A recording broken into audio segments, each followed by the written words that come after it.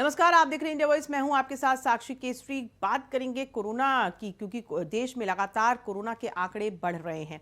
देश में बीते 24 घंटे में 3,377 नए केस आए हैं, तो वहीं 24 घंटे में 2,496 लोग ठीक हुए हैं और 60 लोगों की मौत हुई है। और कुल एक्टिव मरीजों की संख्या की अगर बात करें तो देश भर में 17,801 की संख्या में मरीज संक्रमित पाए गए हैं और देश में अब तक कुल 5,23,753 मौतें हो चुकी हैं कोरोना की वजह से। अब कोरोना के ग्राफ धीरे धीरे बढ़ रहे हैं, हजारों की संख्या में अब कोरोना के मरीज मिल रहे हैं। पिछले 24 घंटे की अगर बात करें तो 3,377 नए केस सामने आए हैं और अब देश में लगातार बढ़ते कोरोना के आंकड़ों को लेकर के चिंता है, लेकिन राहत की बात भी विशेषज्ञ वैज्ञानिक ये कह रहे हैं कि इस बार जो कोरोना की चौथी लहर है उसमें बहुत ज़्यादा प्रभाव करने की क्षमता नहीं है। लोग संक्रमित हो रहे हैं लेकिन होम आइसोलेशन में ही रह करके 3 से 4 दिन में ठीक भी हो जा रहे हैं। लेकिन इस बार चूंकि बच्चे संक्रमित हो रहे हैं और बच्चों में भी यही चीज़ें देखी जा रही हैं कि जो बच्चा संक्रमित हो रहा है कोरोना से वो 3 से 4 दिन में ठीक हो जा रहा है। तो इस बार बहुत ज़्यादा डरने की आवश्यकता नहीं है, लेकिन हाँ, सावधानी रखने की ज़रूरत है। जालौन में मुख्यमंत्री योगी आदित्यनाथ ने लापरवाही के आरोपों में 2 डॉक्टरों को निलंबित कर दिया है। इस कार्रवाई के बाद स्वास्थ्य महकमे में हड़कंप मचा हुआ है। स्वर्गीय उमानाथ सिंह जिला चिकित्सालय में तैनात डॉक्टर सत्येंद्र कौशल सिंह और डॉक्टर डीपी सिंह को निलंबित किया गया है। इन पर आरोप है कि 2021 से ये बिना जानकारी के अनुपस्थित पाए गए।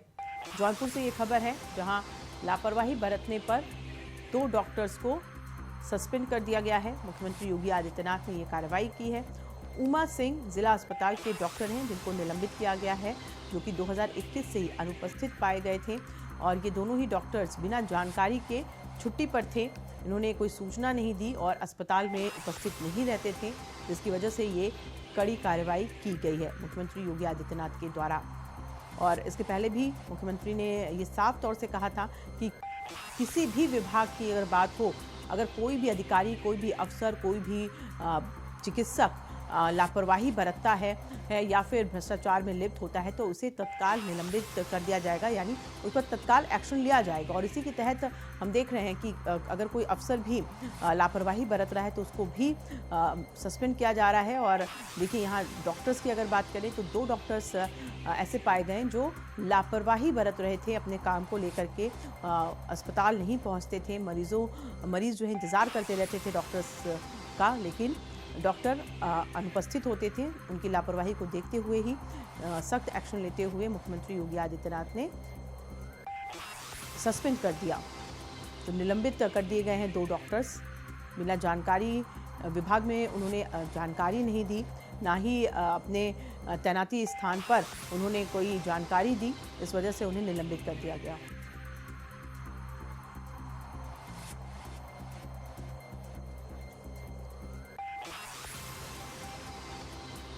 विवेक कुमार हमारे संवाददाता जुड़ गए हैं। विवेक, जानना चाहेंगी, जो 2 डॉक्टर्स को निलंबित किया गया है, एक बड़ी कार्रवाई मुख्यमंत्री की ओर से किया गया है, क्या इनकी जो लापरवाही रही है डॉक्टर्स की, उसकी शिकायत लोग क्या कर रहे हैं, क्या कहते रहे हैं डॉक्टर्स को लेकर के?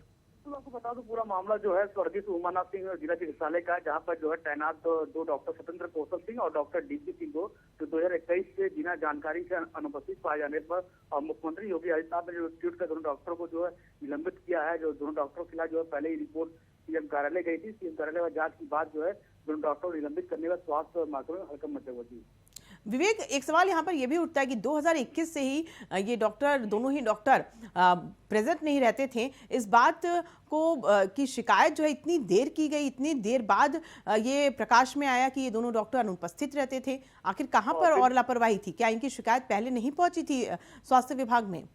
जो सूत्रों की माने तो जो है जो स्थानीय जो अधिकारी है डॉक्टर पर मेहरबान रहते थे। हालांकि जो इस बार जो है योगी सरकार दूसरा जो कार्यकाल आया तो कहीं न कहीं जो है सरकार जो है पैनी नजर बनाई हुई है और सभी के लोगों पर, हर विभाग के ऊपर जो है सरकार के खिलाफ जो सरकार नजर दी।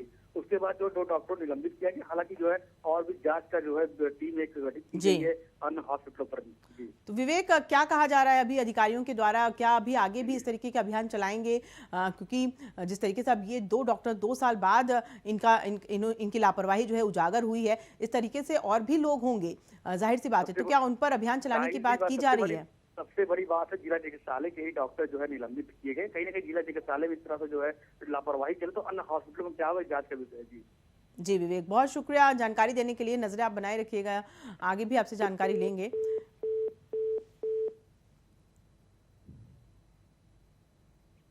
और देहरादून से आ रही बड़ी खबर का रुख कर लेते हैं। आपको बता दें, मुख्यमंत्री पुष्कर सिंह धामी आज दिल्ली के लिए रवाना होंगे। शाम 5 बजे जॉली ग्रांट एयरपोर्ट से दिल्ली के लिए रवाना होंगे। सीएम धामी आज दिल्ली में रात्रि विश्राम करेंगे और कल विज्ञान भवन में आयोजित कार्यक्रम में शामिल होंगे।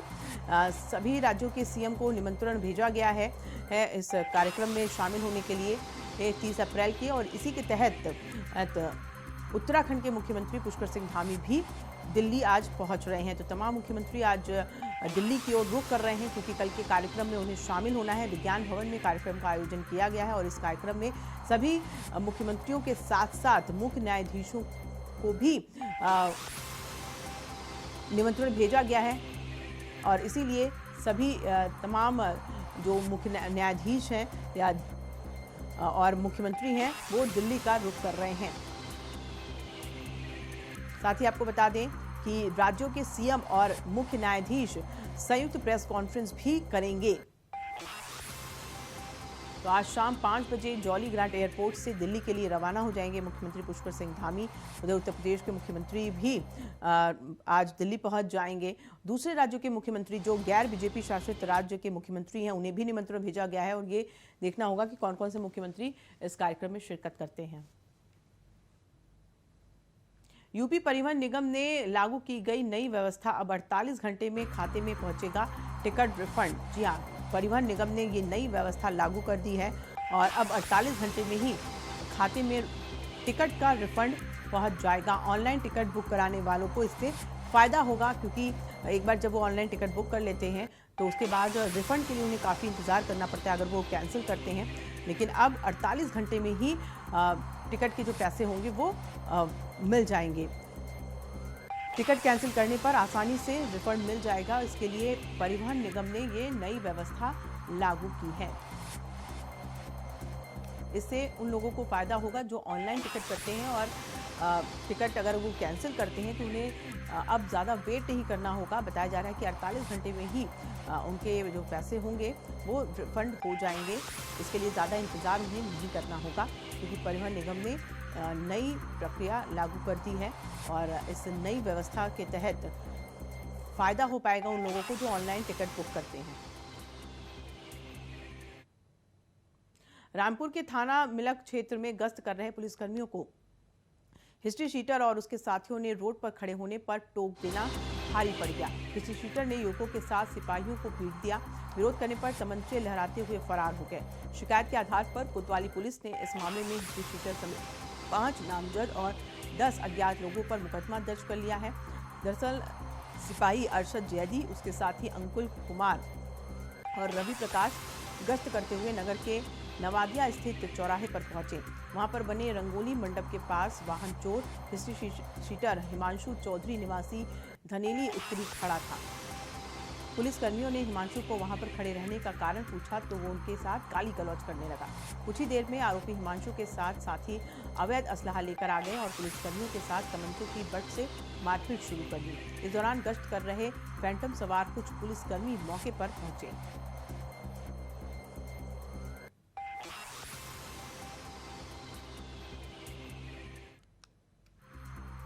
पुलिसकर्मियों की बदमाशों ने पिटाई कर दी और जिस तरीके से ये पूरा मामला उजागर हुआ उसके बाद अब पुलिस पर कहीं ना कहीं सवाल उठ रहे हैं कि खाकी ही जब सुरक्षित नहीं है, जब सुरक्षा खुद को ही वो सुरक्षित नहीं रख पा रही है, तो आम जनता की सुरक्षा कैसे होगी। हिस्ट्री शीटर समेत 5 नामजद पर केस दर्ज हो गया है हालांकि, और जाँच की बात भी की जा रही है, आगे एक्शन लेने की बात भी कही जा रही है।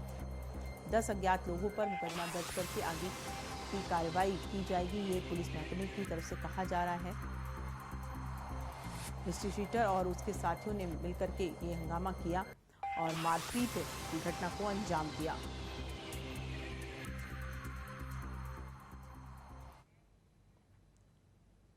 बदायूं में सपा विधायक आशुतोष मौर्य की गुंडई सामने आई है। सपा विधायक ने ड्यूटी पर तैनात कर्मचारी की पिटाई कर दी। सपा विधायक ने बिजली घर में जाकर तोड़फोड़ भी की। विधायक ने ड्यूटी पर तैनात अभिषेक मिश्रा की जमकर पिटाई की। लगभग आधा दर्जन से अधिक लोगों के साथ सपा विधायक बिजली घर पहुंचे थे।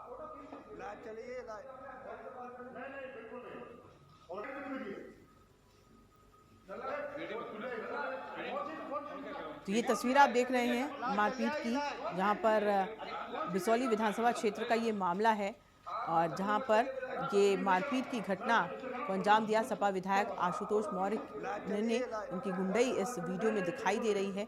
ड्यूटी पर तैनात अभिषेक मिश्रा को पीटा। सपा विधायक ने बिजली घर में जा करके जम करके तोड़फोड़ भी की और ये वीडियो अब सोशल मीडिया पर लगातार वायरल हो रहा है और सवाल भी लोग पूछ रहे हैं कि आखिर सपा विधायक ने जो ये कृत्य किया है इसके पीछे। सौरभ पाल ज्यादा जानकारी देने के लिए हमारे साथ जुड़ गए हैं। सौरभ, क्या है ये पूरा मामला? आखिर सपा विधायक की जो गुंडई की वीडियो वायरल हो रही है, इसके पीछे की क्या सच्चाई है और क्या मामला क्या है, ये पूरा आपसे जानना चाहेंगे। जी बिल्कुल, मैं आपको बता दूं, ये पूरा मामला जनपद बदायूं के बिसौली विद्युत केंद्र का मामला है। यहाँ पे सपा विधायक आशुतोष मौर्य उर्फ राजू रात के लगभग में 12 से 1 के बीच में विद्युत कटौती से परेशान होकर भी विद्युत उपकेंद्र बिसौली पर पहुंचे थे। वहां कर्मचारी से बात की तो कर्मचारी का अपना काम कर रहा था, लाइट आ नहीं रही थी रात में, तो उन्होंने पूछा लाइट क्यों नहीं आ रही, और जो लॉग आउट दिखाने लगा कर्मचारी, तो विद्युत उनके साथ आए समर्थकों ने और विधायक ने उसके साथ में बदसलूकी की। वही मारपीट का आरोप भी लगाया है, जो कर्मचारी पीटा गया है। जी सौरभ, क्या इस पूरे मामले की शिकायत दर्ज की गई पुलिस को? पुलिस क्या कह रही है, आगे क्या एक्शन लिया जाएगा? जी बिल्कुल, मैं आपको बता दूं, इस मामले में अभी विद्युत कर्मचारियों की तरफ से एक शिकायती पत्र दिया जा रहा है कोतवाली बिसौली में। उसके बाद में अगर कार्रवाई नहीं होती है तो विद्युत कर्मचारी हड़ताल की बात सामने आ रही है। जी सौरभ, क्या इसके पहले भी सपा विधायक की इस तरीके की गुंडई पहले भी क्या देखी गई है? क्या इसी तरीके की हरकत वो करते नजर आए हैं पहले भी? जी बिल्कुल, मैं आपको बता दूं, लगातार सपा विधायक की तो गुंडई की बात करें तो सपा विधायक का उनका रवैया ऐसा रहता है, कहीं कोतवाल को फोन करते हैं, कहीं छोटे छोटे मामलों में हस्तक्षेप करना, इस तरह से। अब उनका कहीं ना कहीं ये मामला अब विद्युत कर्मचारी के साथ में इस तरह की घटना होना कहीं ना कहीं सपा विधायक के प्रति सवालिया निशान खड़ा करता है। जी सौरभ, शुक्रिया जानकारी देने के लिए। रुक करते हैं बिजनौर की खबर का। बता दें आपको कि 11 दिन पहले घर से अपहरण हुई 1 महीने की बच्ची का खुलासा पुलिस ने कर दिया है। सगे नाना ने ही अपनी धेवती का अपहरण कर दिल्ली में रह रही अपनी प्रेमिका को दे दिया। बाद में दोनों बिहार चले गए। पुलिस ने नाना को गिरफ्तार कर लिया है। मासूम बच्ची को बरामद करने के लिए पुलिस की टीम बिहार के लिए रवाना हो गई है। दरअसल ये पूरा मामला बिजनौर के नगीना थाना क्षेत्र के शेख सराय इलाके का है, जहां के रहने वाले ई रिक्शा चालक कसीम की पत्नी आंगन में अपनी 1 माह की बच्ची के साथ सोई हुई थी। आरोप है कि करीब रात 3 बजे घर में घुसकर किसी ने उसकी 1 महीने की बच्ची का अपहरण कर लिया। बच्ची के पिता ने अज्ञात में रिपोर्ट दर्ज कराई थी। पुलिस तभी से इस मामले की जांच में जुटी हुई थी, जिसके बाद मामले का खुलासा करते हुए पता चला कि नाना ने ही बच्ची का अपहरण किया।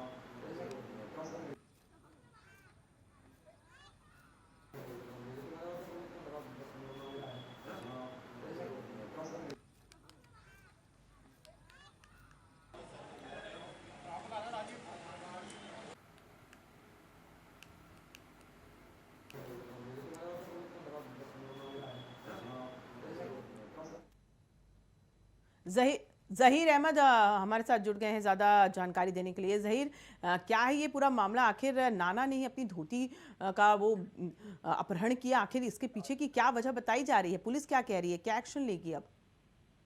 बिल्कुल, देखिए मैं आपको बताऊं, बिजनौर के नगीना थाना क्षेत्र का मामला है, जहां पर एक नाना ने अपनी 1 माह की नातिन को जो है अपहरण करके दिल्ली ले गया और दिल्ली ले जा करके जो अपनी उसकी प्रेमिका है उसको प्रेमिका को सौंप दिया। 18 तारीख की ये घटना है। पुलिस पूरे मामले में जांच में जुटी हुई थी। पुलिस ने नाना को गिरफ्तार किया है और उसकी निशानदेही पर जो बच्ची को जो बिहार भेज दिया गया, उसकी प्रेमिका बिहार ले गई है, उसमें 2 टीमें बना करके बिहार भेज दी गई हैं। बच्ची को बरामद करने के प्रयास किए जा रहे हैं। फिलहाल नाना को गिरफ्तार कर लिया गया है। जी जहीर, बच्ची की माता पिता क्या कह रहे हैं? क्योंकि बच्ची की माँ के पिता ने ये कृत्य किया, तो फिलहाल क्या कह रही है बच्ची की माँ? अब बिल्कुल देखिए, कहीं ना कहीं एक मानवता को शर्मसार करने वाली घटना तो ही है। और जो बच्ची है, जिसकी माँ है, बच्ची की माँ जो है वो कह रही है कि मेरे पिता ने ऐसी घटना को अंजाम दिया है, ऐसी उम्मीद उसे कहीं ना कहीं नहीं थी, और फिर भी उसने एक प्रेमिका के चक्कर में आकर के उसकी बच्ची का अपहरण कर लिया। तो पूरे मामले में फिलहाल परिवार तो गम ज्यादा हाई है, साथ ही पुलिस भी अपनी कार्रवाई में जुट गई है, आरोपी को गिरफ्तार कर लिया है। और जो महिला बच्ची को लेकर गई है उसकी तलाश में बिहार में 2 पुलिस की टीमें गई हुई हैं। जी जहीर, बहुत शुक्रिया जानकारी देने के लिए। तो जैसा कि जहीर ने बताया कि नाना को गिरफ्तार कर लिया है पुलिस ने, आगे एक्शन लेने की बात पुलिस कर रही है, देखना होगा कि क्या कार्रवाई होती है।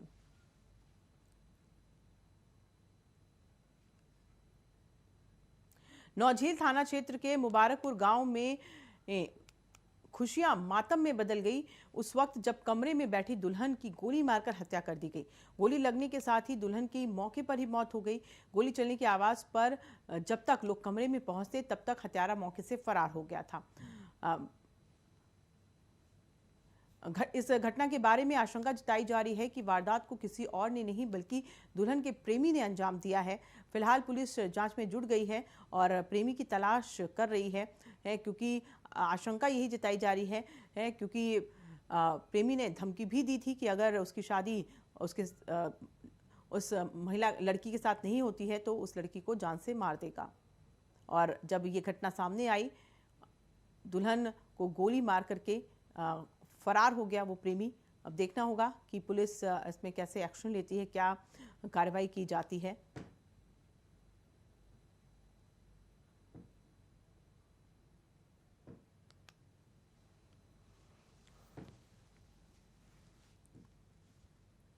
तो देखिए, शादी वाला घर था, लोग खुशियां मना रहे थे और खुशियों में शरीक होने के लिए रिश्तेदार और आस पड़ोस के लोग भी शामिल हो गए थे। लेकिन ये खुशियां मातम में उस वक्त बदल गई जब दुल्हन को किसी ने गोली मार दी। हालांकि आशंका जताई जा रही है कि दुल्हन के प्रेमी ने ही गोली मार करके उस लड़की की हत्या कर दी है। हालांकि पुलिस अभी जाँच कर रही है। पुलिस का कहना है कि जो भी दोषी है इसमें उसको बख्शा नहीं जाएगा और तलाश जारी है। खबरों में आगे बढ़ते हैं। मसूरी देहरादून मार्ग पर सड़क किनारे अवैध अतिक्रमण और निर्माण को लेकर जिला प्रशासन की कार्रवाई शुरू कर दी गई है। इसको लेकर जिलाधिकारी राजेश कुमार के निर्देशों के बाद कार्रवाई की गई है। एसडीएम सदर मनीष कुमार और एसडीएम मसूरी नरेश चंद्र दुर्गापाल के नेतृत्व में अतिक्रमण को हटाने की कार्रवाई की गई है, जिसमें मसूरी देहरादून रोड पर लोक निर्माण विभाग ने सड़क किनारे 26 अवैध निर्माण को चिन्हित किया, जिनको ध्वस्त करने की कार्रवाई की जा रही है। वहीं मसूरी देहरादून विकास प्राधिकरण ने मसूरी देहरादून मार्ग पर सड़क किनारे 202 बड़े पक्के निर्माण को चिन्हित किया, जिसको लेकर के प्राधिकरण ने अवैध निर्माण कर्ताओं को तत्काल अवैध निर्माण को हटाने के निर्देश दे दिए हैं। माना जा रहा है कि अगले 2 दिनों में बड़े अवैध निर्माणों पर भी कड़ी और बड़ी कार्रवाई हो सकती है।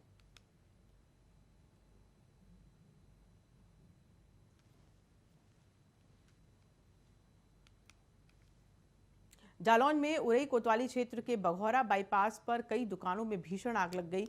अज्ञात कारणों के चलते अस्थायी दुकानों में आग लगने की घटना सामने आई। वहीं आग लगने से लाखों का नुकसान हुआ। और ये तस्वीर आप देख रहे हैं जालौन की, जहां पर कई दुकानों में ये आग फैलती गई और आग की चपेट ने कई दुकानों को अपनी जद में ले लिया। बताया जा रहा है लाखों का सामान भी जल करके खाक हो गया है, जिसके लिए दुकानदार परेशान है कि उन्हें इस बड़े नुकसान को झेलना पड़ रहा है। हालांकि आग लगने का कारण अभी तक नहीं पता चल पाया है। कोशिश की जा रही है आग पर काबू पाने की, और लेकिन आग का तांडव इस तरीके से बढ़ रहा है और कई दुकानों को अपनी चपेट में आग ने ले लिया है। उसको देखते हुए लाखों का नुकसान हुआ है।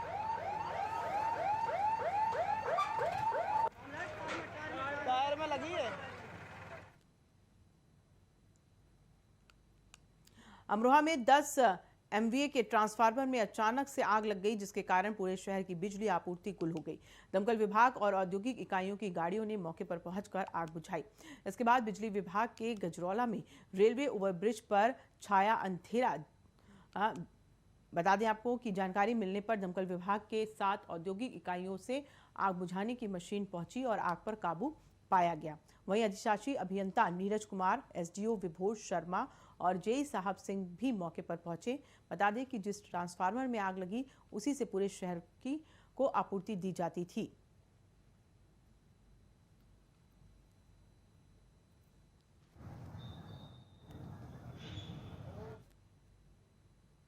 मसूरी टिहरी बाईपास रोड पर वुड स्टॉक स्कूल के पास जंगलों में भीषण आग लग गई, जिससे बेशकीमती वन संपदा जलकर राख हो गई। जंगल में आग लगने की सूचना मिलने पर मसूरी वन विभाग और फायर सर्विस की टीम मौके पर पहुंची और आग बुझाने पे कड़ी मशक्कत की गई। वन विभाग के अधिकारियों ने बताया कि Mussoorie Tehri road would stock school के पास के जंगलों में अचानक आग लग गई। वो हवा के कारण झाड़ियों ने आग पकड़ ली और आग फैलती चली गई।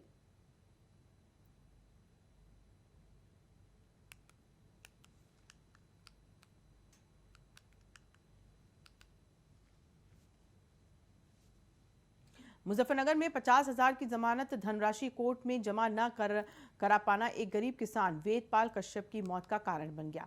जमानत धनराशि जमा कराने में नाकाम रहने वाले किसान की तहसील से 1 लाख रुपए की रिकवरी जारी हुई थी, जिसमें किसान के परिवार की 10 बीघा जमीन की नीलामी कर रुपया वसूलने की घोषणा की गई थी।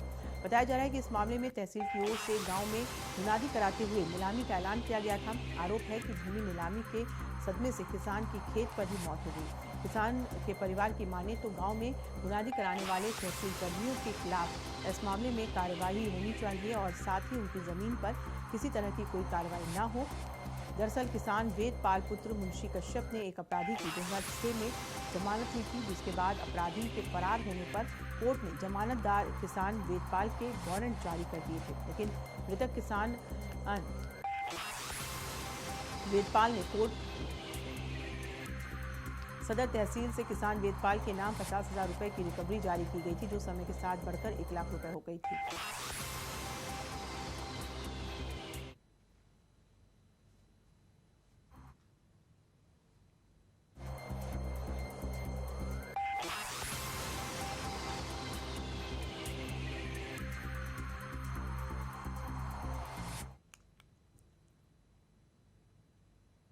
जालौन में नींबू के दाम आसमान क्या छूने लगे हैं। किसानों ने अपनी बगिया में चौकीदारों की तैनाती कर दी है। बांस और लकड़ी के सहारे पेड़ों की सुरक्षा के लिए चारों तरफ से तालाबंदी कर दी गई है। तस्वीरों में देख सकते हैं कि कैसे किसान नींबू को लेकर सतर्क हैं और अपने बगीचे की रखवाली कर रहे हैं। तो नींबू के दाम बढ़ने पर अब नींबू के जो किसान हैं, नींबू उगाने वाले, वो चौकन्ने हो गए हैं। और क्योंकि इसके पहले भी ऐसी कई खबरें आई थी जब नींबू की चोरी की गई थी, और ऐसे में अब किसान सतर्क नजर आ रहे हैं।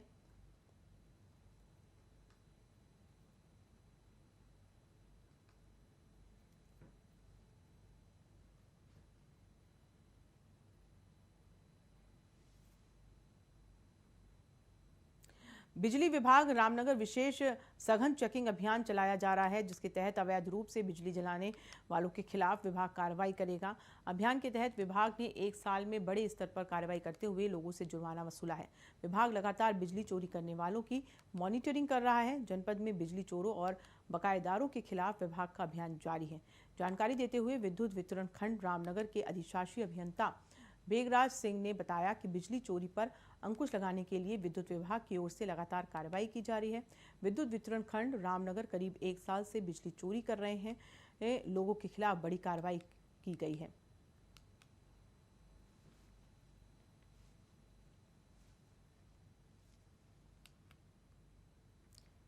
तो बिजली विभाग ने बड़ी कार्रवाई की है और बिजली चोरों पर एक्शन लिया है। बिजली विभाग ने साल भर में 35 लोगों पर मुकदमा भी दर्ज किया गया है बिजली विभाग की ओर से।